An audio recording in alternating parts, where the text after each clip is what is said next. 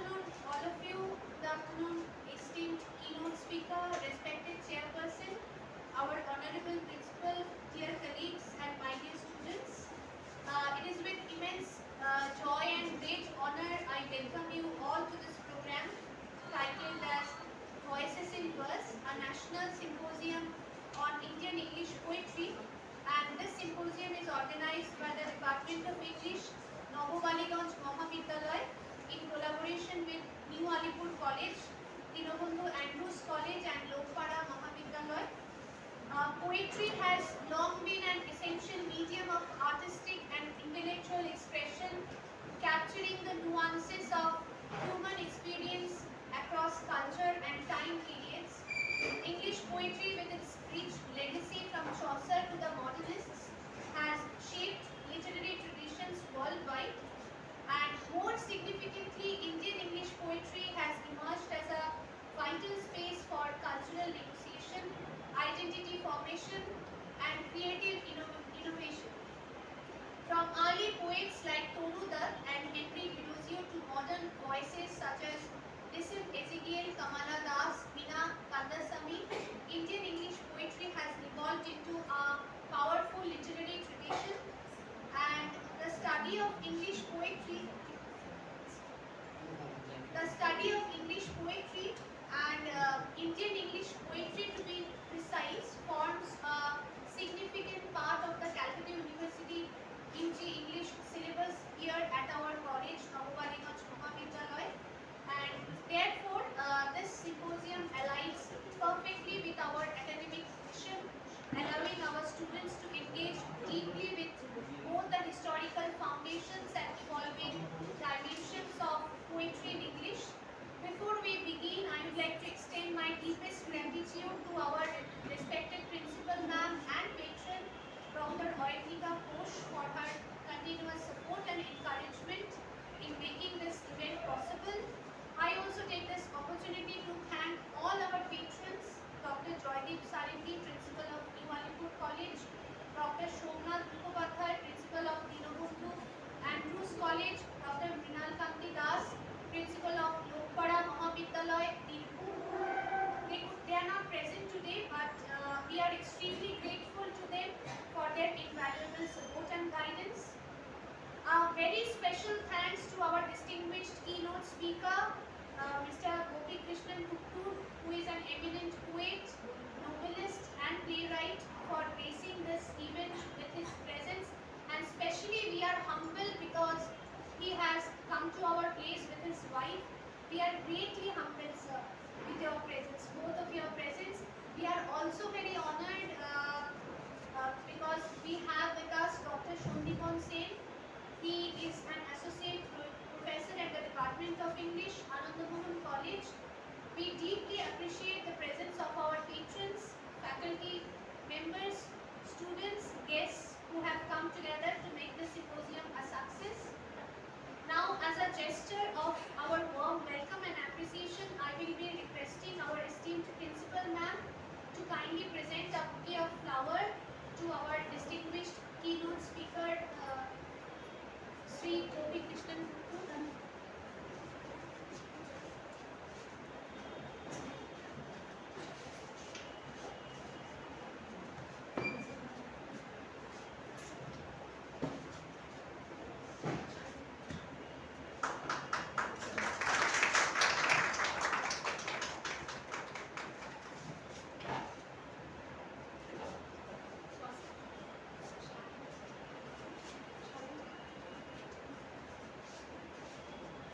Thank you, ma'am. Next, I request you to present a bouquet of flower to our chairperson, Dr. Shondipon Sen, as a token of our respect and gratitude for his presence today.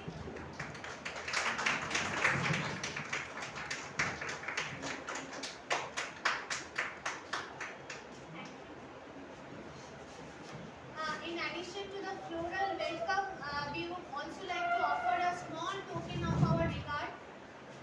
This is a set of journals published by our department to both our esteemed guests.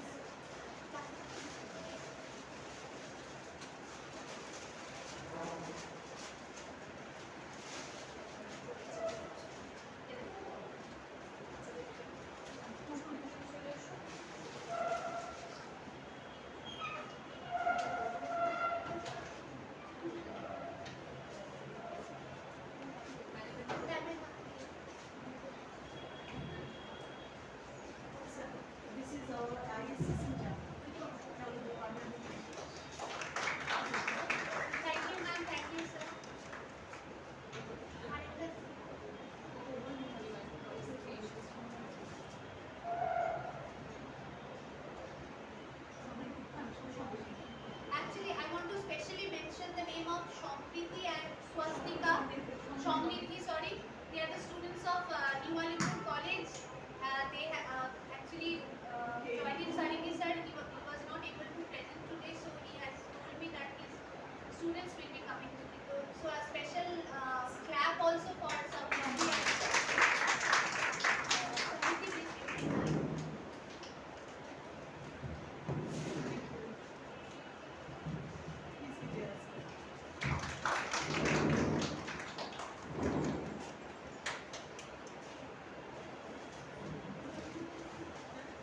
Thank you, ma'am, for extending this warm welcome.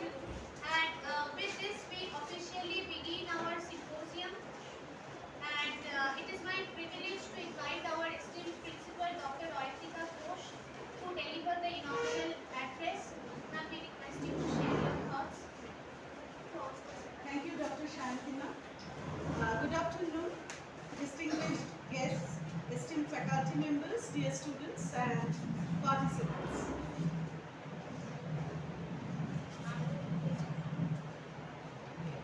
It is both an honor and a privilege to welcome you all to this highly anticipated National Symposium on Indian English Poetry, organized by the Department of English here at Nabo Baliganj Mahavidyalaya with collaboration with other 3 colleges. We are gathered here today on this 5th of February 2025 to explore and celebrate one of the most dynamic and evolving literary traditions in India. Indian English poetry has its roots deep in the rich soil of our country's diverse culture, historical and philosophical heritage. Over the years, it has carved out its own unique space in the literary world, drawing inspiration from both of ancient and the modern, from the indigenous and the global. Today's symposium presents a remarkable opportunity for all of us to engage in meaningful discussions, gain insights, and enrich our understanding of this vibrant literary form. I would like to extend a warm welcome to our esteemed speaker, our chairperson, collaborative college, and scholars who have graciously agreed to share their knowledge and experiences with us. Your contributions today will undoubtedly shed new light on the nuances, the evolution, and the impact of Indian English poetry. I am sure that your words will inspire and provoke thought among our audience, igniting a passion for poetry that will resonate long after today's event.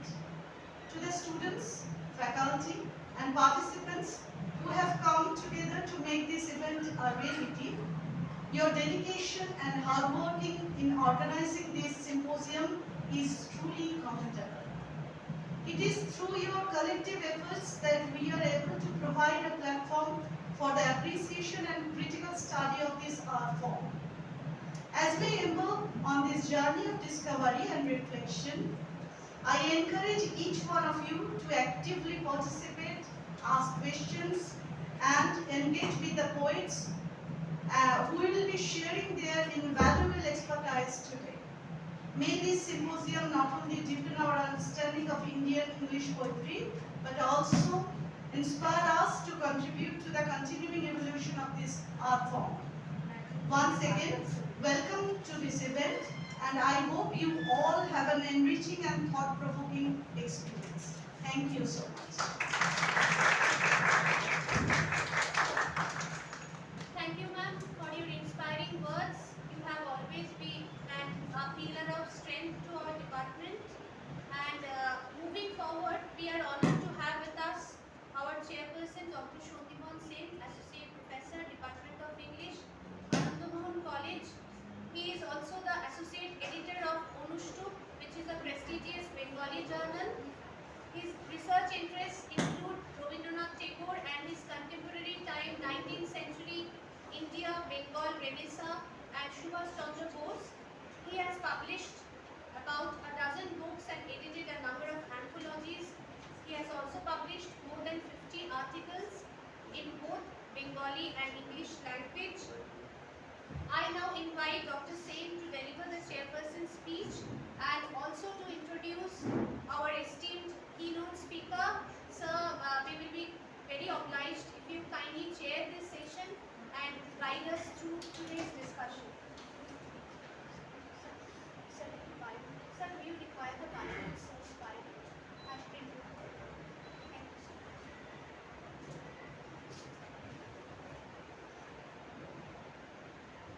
The respected principal madam, the respected keynote speaker of today's event, my respected colleagues in this college and other colleges, and the dear students. It's a pleasure and privilege for me to chair this session, and as I have said to our keynote speaker just a few minutes back, that I respect and admire the creative writers, especially the poets. And it's a great honor for me to introduce him in front of this audience. And particularly, this is an auspicious day for all of us. And this is a day very suitable for discussions on poetry, because this is the birthday of one of the greatest poets of Bengal and India, Shankha Ghosh. And on this birthday of Shankha Ghosh, who is a Jnanpith Award winner poet, we are here, we have gathered here to discuss poetry. Before I introduce our keynote speaker to you, let me say a few words about Indian English literature and poetry in particular. If we talk about Indian English literature, we must go back to a date which was 14th April 1941. On that day, Rabindranath Tagore gave his final lecture of his life, which is also considered to be his last testament. In Bengali, that is known as Shobhotar Shankar, which is translated into English as Crisis in Civilization. Now, why do I say this? Why do we bring in that lecture while speaking about Indian English literature? Let me elaborate something here. Indian English literature, the forefather of Indian English literature is that person who is the forefather of almost everything in modern India, and whom Rabindranath Tagore has termed as Bharat Pathik. That means the first modern man of India, Raja Ram Mohan Roy. And when Raja Ram Mohan Roy tried his hand in Indian English literature, at that time it was considered to be Georgian effusions.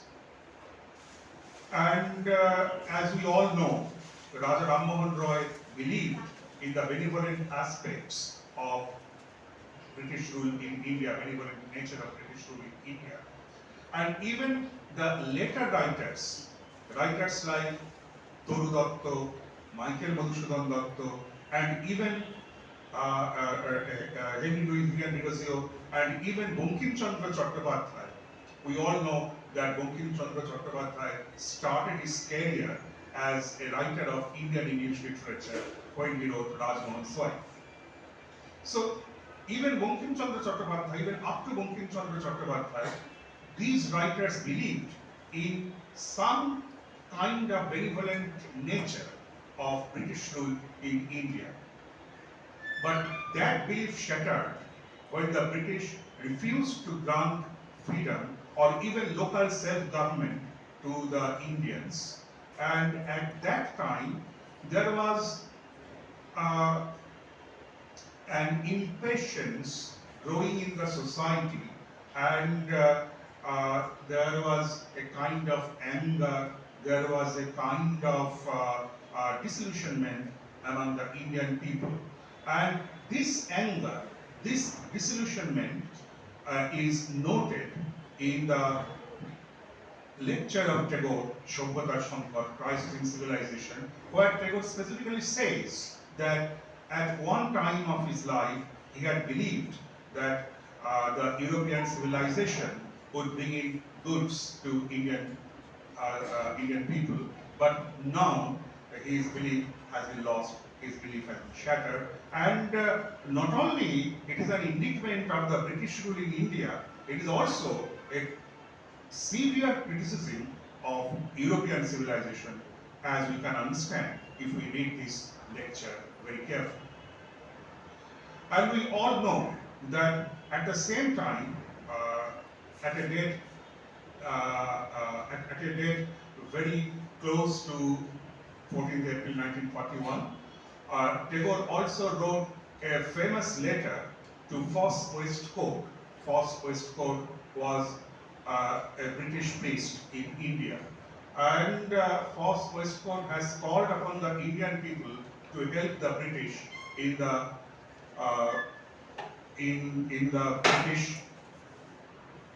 the British struggle against the Nazis and the fascists. And at that time, Tagore had famously written that Britain has no business to ask for India's support because Britain has never cared for the plight of the Indian people, the plight and sufferings of the Indian people. So this disillusionment, this anger is the beginning of the modern Indian English literature. Why do I say this? I say this because the early masters of Indian English literature, people like Raja Rao, Mulk Raj Anand, or R.K. Ganayar, these early masters of Indian English literature, they used the English language as a tool to express the Indian experiences, the Indian realities, the Indian sentiment, as opposed to the English realities, English sentiment, or English realities. So, what do I want to say? What I want to say is this, that they accepted the English language as a tool, but they rejected the supremacy of English literature. So they tried to present Indian reality in English language, which is a very, very important, development if we want to discuss Indian English literature or the beginning of the Indian English literature in India. And if we go further, we can understand that this rejection of English literature, this rejection of English literature was also a rejection of modernity. Why do I say this? If we recall what Eugen Habermas has famously said, Eugen Habermas has said that modernity is coterminous with Eurocentrism. Now, they rejected Eurocentrism. The early masters of Indian English literature rejected Eurocentrism, and with the rejection of Eurocentrism, they also rejected the kind of modernity, the version of modernity that the British wanted India to buy. So, let us conclude this in this way. Let us conclude this matter in this way. That with the rejection of English literature, with the rejection of Eurocentrism, the people, the early masters, they created or they started this movement of Indian English literature, which was later raised to a very important heights with the arrival of Salman Rushdie, Arundhati Roy, or Amitabh Ghosh. And it is to their credit that they have been able to create a mark, to create a very special mark among among the readers of the world for the Indian English literature. So, when Edward Said wrote his famous book Orientalism, Edward Said has lamented that the West always wants to keep the East, or always want to portray the East as the other, as the inferior. And but this concept of the other, this concept of the inferior, has been shattered by the writers of the Indian English literature. And now, of course, Indian English literature is a very important area of English studies all over the world in its own right. It is in this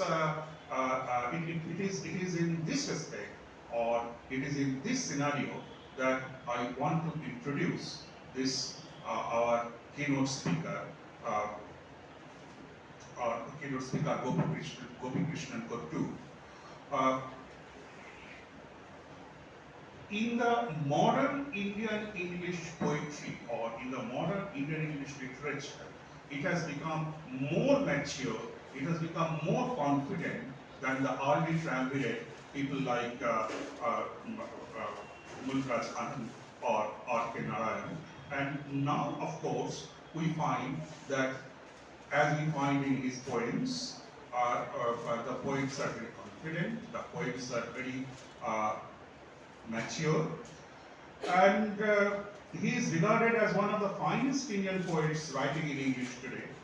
It is to his credit that he holds the all-time record for having won prizes for his poetry in all categories of the All India Poetry Society, British Council India Poetry Awards, and whose jury has included poets like Shiv Kumar, Jayant Mahapatra, and Vicky Phil. And his poetry has won other major prizes as well. And it is to his credit also that his poetry has appeared in the prestigious journals all over the world, almost in every continent. So this is a very, very important achievement by our keynote speaker. And they have been included in the Bladex, Penguin, Best Asian Poetry Yearbook, Sahitya Academy Anthologies, etc. And he has also founded a body titled Poetry Chain. And his recent books of poetry, Poems from America and A Land in the Sun, are also available in this year's Kolkata International Book Fair. His poetry has often been termed as magical by more than one reviewer, and it is noted for his illuminating, sensuous, and revitalizing metaphors that transcend the ordinary into the universal. And when we are speaking about this transition from the ordinary to the universal, one must refer to his famous poem, Father Oekazin Pasik. So this poem speaks about the bonding of father and son, not only the bonding of father and son, not only bonding of his particular father with a particular son, but at a metaphysical level, it speaks about a universal bonding between father and son. And at a metaphysical level, it also speaks about the journey of the soul to the infinite. And when I read some portions of this poem, it's a long poem, when I read some portions of this poem, I was immediately reminded of Tagore's famous lines, "Hoy jano morter bondhano hoy, birato bisho bahu melila." And his another poem, Son of the Guitar, is also a very, very interesting poem which speaks about nostalgia and which speaks about the lost memories. And in his poetry, he has constantly referred to Kalidas, Buddha, or Yakshi. So, which means that He is speaking about the Indian values. He is speaking about the Indian context. He is speaking about the Indianness in his poetry, which is a very important aspect of Indian English literature or Indian English poetry. So, with a special acknowledgement of his achievement, I give this mic to our keynote speaker, Gopi Krishnan Gupta. Sir.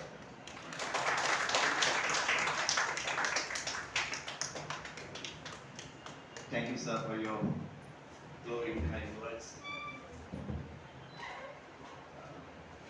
My sincere thanks to the principal, Madam Bush, Mr. Sandeep Sen, and special thanks to Sayandina for organizing this program and having me here today, and also to all of you here whose bright faces are really an inspiration today, this afternoon. Actually, I was told that I will be speaking on the contemporary making of the art of poetry. And I was just thinking last night how exactly I should deal with the subject. So I came across yesterday, I came across a definition of poetry. I think poetry is kintsugi in action. You got me? It is kintsugi in action. What is kintsugi? How many of you will tell me what kintsugi is?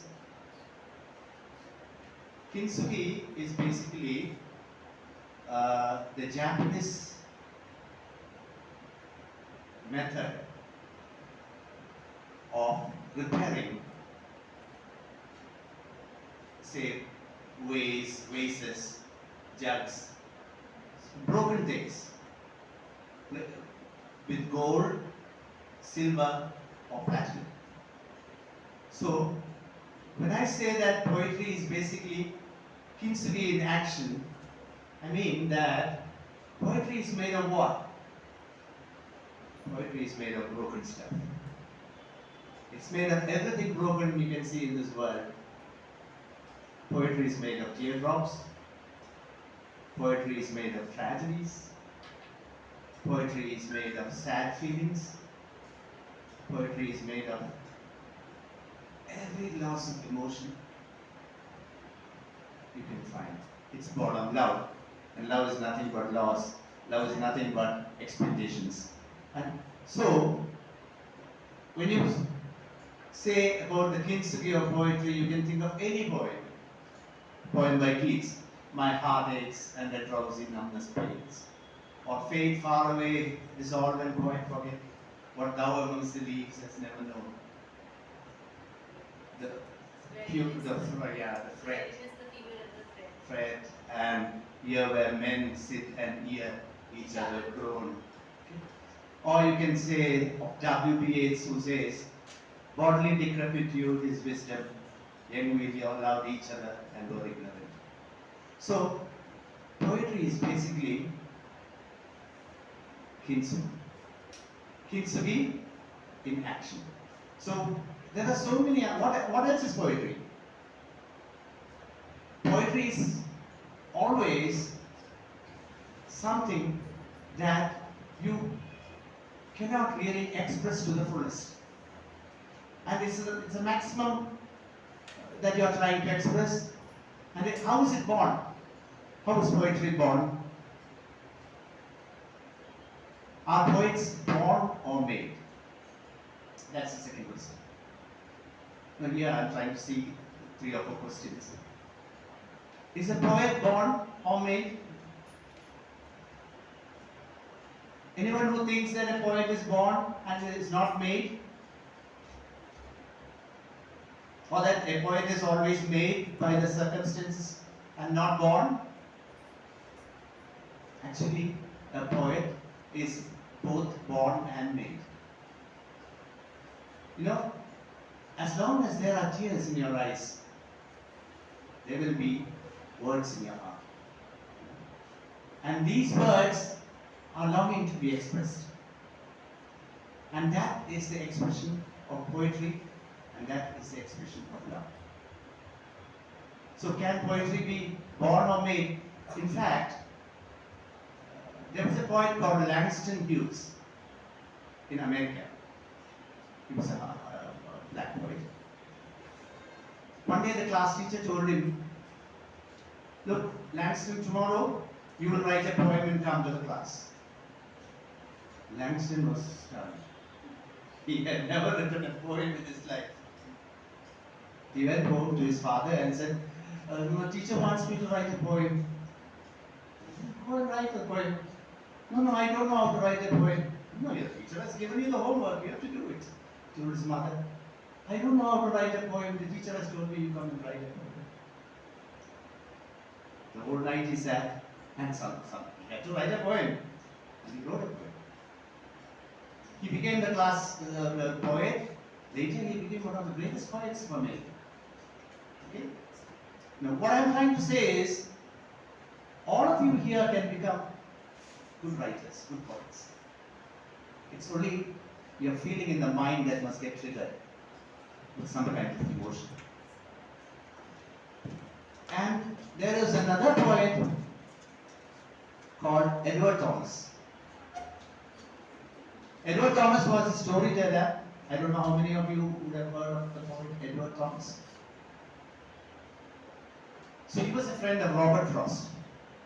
So Robert Frost told him, after being a friend for a while, Robert Frost told him, "Now come, you write poetry." He said, "I have not written a poem in my life." But then he took the words of Robert Frost seriously, and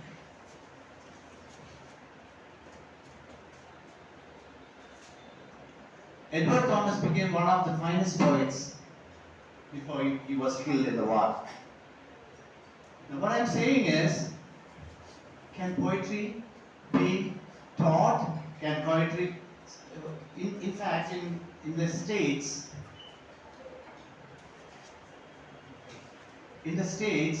there are so many schools, I mean, by schools I mean colleges, that teach poetry, that teach creative writing. It's called the MFA. It's called the MFA. MFA means the Master of Fine Arts.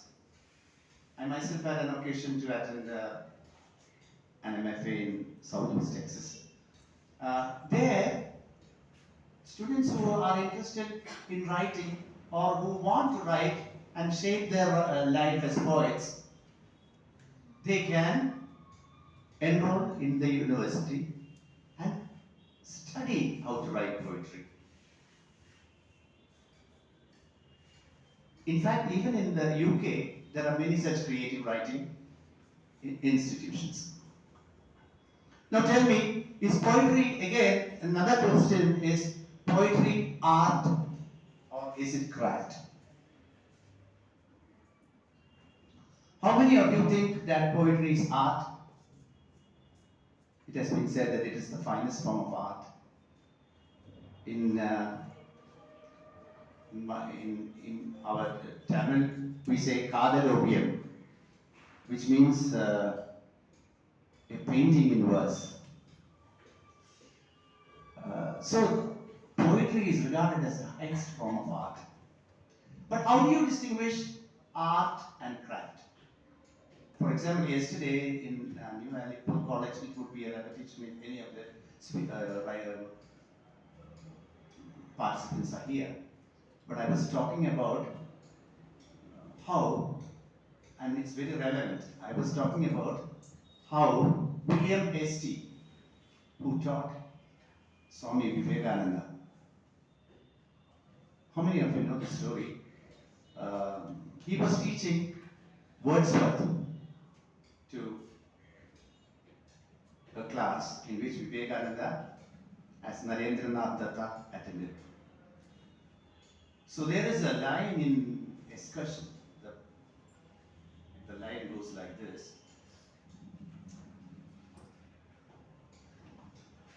a momentary trance comes over me, and to myself I seem to muse on one by sorrow laid asleep or borne away. Now, when Hasty was teaching these lines, Vivekananda, who was at that time an agnostic, an atheist, he was, and he got up and said, "Sir, what are you saying? What do you mean by a momentary trance?" Then Hasty said, "If I tell you this, you may not understand, but there is in Dakshineshwar a person called Sri Ramakrishna. Go and meet him. He will tell you what it means to have a momentary trance." So the atheist Narendranath Tagore goes to Sri Ramakrishna, and on seeing Sri Ramakrishna calls him and says, "Come." And when he reaches Sri Ramakrishna, he touches his hands and says, "Now you have come. I can go." That means, and it seems that it was at that moment that he felt the wide transformation coming into his life, which changed the man. So what I'm saying is, the momentary trance can be interpreted in many ways. Poetry is also born of a momentary trance. It is this momentary trance of emotion that is spontaneous from which poetry is born. It can happen when the emotions are very deep and they need a release. And once this is born, then comes the time for craft. It is like, a building, you construct a building and then you want to make it the finest thing in your life. That is when poetry becomes monumental. It becomes both from art, it becomes craft, and it's a fusion of art and craft. That's how poetry takes shape. Now I think I have asked you 3-4 questions. I think there is one more question I can ask on that side.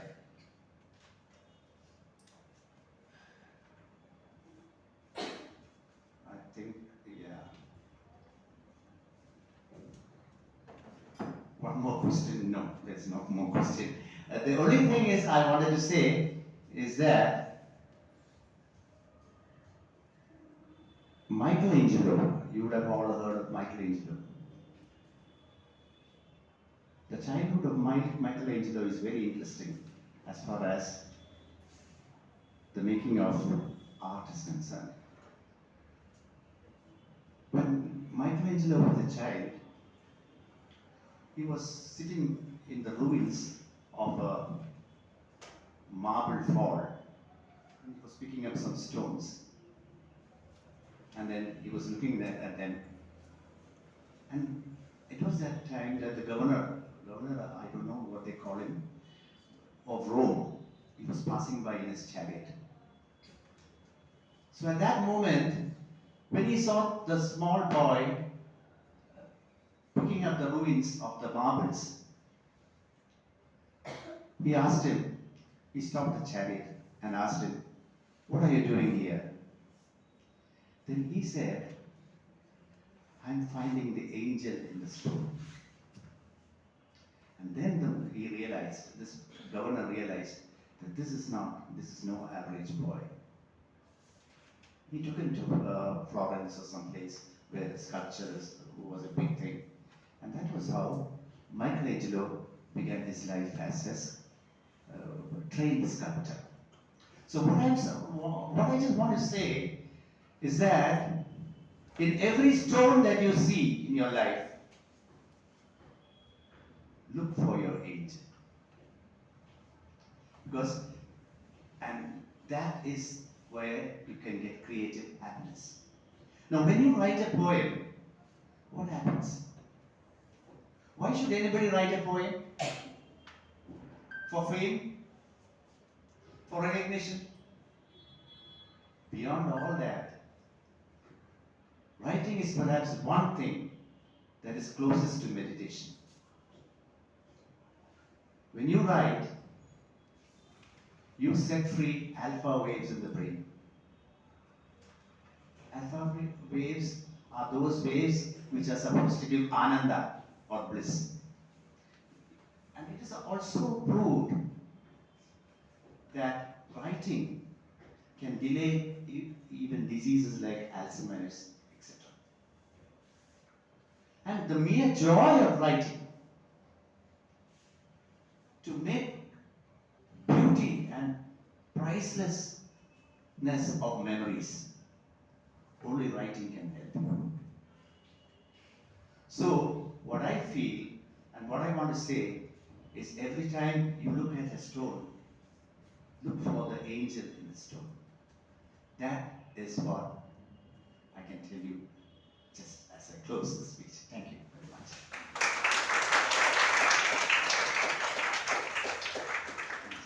Now, if you want, I can read some poems, Yes, or sir. if it's not necessary, I No, will. no, sir, no, please, please read. Did I take more time? No, no, no. I thought I will fuse it together, but then I thought, no, it's better to separate it now.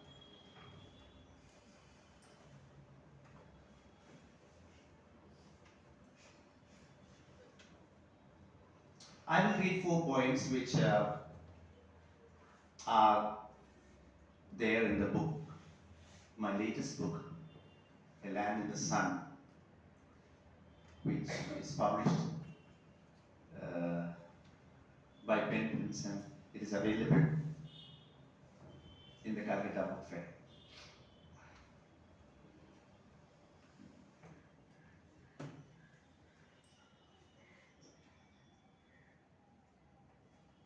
This is called the Notes on the Wayanad Tragedy. How many of you have heard of the Wayanad Tragedy? Anybody? No, not heard of the Wayanad? Recently in June 2024, when the world was sleeping, the Indian world was sleeping, tragedy struck in Wayanad, the northern part of Kerala. And a lot of people died, and an entire shoreline, entire clusters of landscapes were washed away. So many children died, so many people died. And this is one poem on that, 2 poems on that. One is called Fable. Outside, in the darkness, people keep dying under the sand, and trees fall over them asleep. They are choking. The little ones who wake up, gasping to cry. The wet mud smothering them like a mother's breast, too hard upon their mouths. What use? What use, God? I switch off the fan, trying to cup a night moth, flying into the speeding blades, as though all it wanted to do was to die. Why would I save it and send it back past the window into freedom? It is just a night moth and can die. If God can put hundreds sleeping, bursting their hearts out, sans breath, it is all in the name of His mercy. See that miracle of the town temple being washed ashore, safe in the floods. The second one is remembering Neetu Jojo, who first alerted rescuers to the Wayanad slides and paid with her life. Neetu Jojo was a young lady, she was around 35, 36 years old. She was the first one to feel the tremors of the Wayanad tragedy. Her body was found in the Chalaya River after 5 days. Death is a cold hand lifting in the rains. Grief skins the wet air. We climb the body mountain under the earth to reach out to the late sun that comes out of the trees, a rabid fugitive, afraid of all that water. Here, there is no more place to lay our crosses, our flowers, or our monuments, our covers. Even they will be swept away by the floods. There is nothing left to pray for the little else not washed away. Deaths that leave no memory, cries scampering all night all over some ancient god. Lives you might now be trampling upon that might be choking under your feet. Now is not the time to count them, flying as dead birds, flowing as drowned bees, sunk in the mud that the ages hence were fossil, couched asleep in time. This one is called Flamingos. It is on, in every year, thousands of flamingos come to the Washi Creek. And it's a beautiful sight to see them. So this is based on one of the sites. Flamingos, Washi Creek, New Bombay. As I cross these backwaters, shelved in clay, a tranquil suddenness of miles and miles of flamingos, stilled into bright, bloody lily buds, rooted in that meditative silence, as when poetry is still in a poet's heart before the waking bloom. This is called At the Garden of Gethsemane. This is based on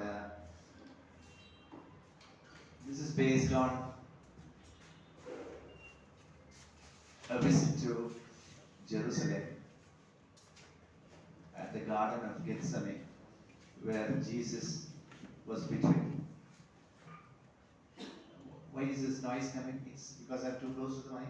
I think so. It's some kind of feedback. Okay, at the Garden of Gethsemane. Where must have Jesus knelt down to pray before those 3 kisses stabbed his face? I searched the thorny thickets of the silvery green trees, among the rocks that stand ageless sentinels, the roots that hurl gnarled faces of sleeping saints in the dark, the leaves that turn to 1,000 eyes, searching the Father in heaven. Where stood the one Judas kissed, who still drags his cross down the centuries? Perhaps there an apparition looms. In the silence, a movement of robes, quieter than peace, that will soon be drenched in blood. And the voice, do what you came to do, my friend. And in the mist, as the cock crows, the fragrance of early olive flowers falling. I think that should be enough.